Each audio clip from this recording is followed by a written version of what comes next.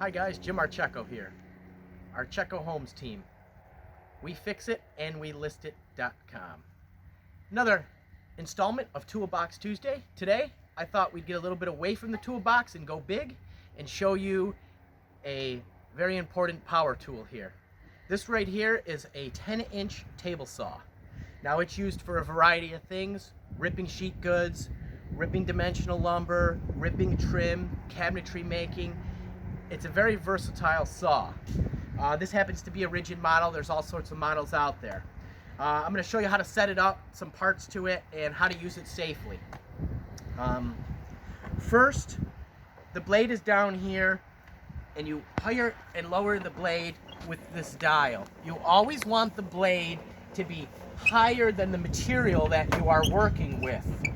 So for this case, we're going to be ripping a piece of 3/4 for demonstration. As long as these teeth are above the board, we're in good shape.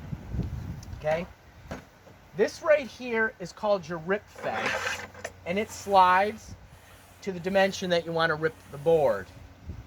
This is used for cross cuts and angles. It fits in the grooved spots in the table saw and slides with your material against it this way to make a cross cut. Some people use a cross cut commonly on a table saw, but more so in this day and age, people tend to use the miter saw, so this is kind of a feature that is, not used as much in this day and age. So this is a very important piece to the table saw. It's really for safety. It's called a push stick, and what this is for when you have too small of a rip, your hands don't get close to the blade and you're able to push the material through. So what I'm going to do now is I'm going to show you how to rip a piece of wood on this table saw and set this fence up. So this is a slide fence. It's all gauged out here. So what we like to do is we're going to rip a piece 1.5 inches. So we're going to look at our gauge here. It's going to tell us 1.5 inches, and then we're going to measure from our rip fence to our blade to check it. And we're going to tighten down our rip fence at 1.5 inches. So now this piece of stock we're ripping will be 1.5 inches when it's done. I like to measure to one of these spots on the saw that are built on the saw to make sure that I'm ripping square, that the dimension is the same in the front as it is in the back. If I have to adjust, I can adjust the rip fence right here. So I'm going to keep this next to me here so that I can use it to keep my hand away from the blade. The saw is plugged in and we have an on-off button here. So I'm going to turn the saw in, I'm going to stand to the side, and I'm going to feed this through. Now to get a straight cut, what we want to do is we want to keep the edge of the board right against the rip fence at all times. So let's see how this goes.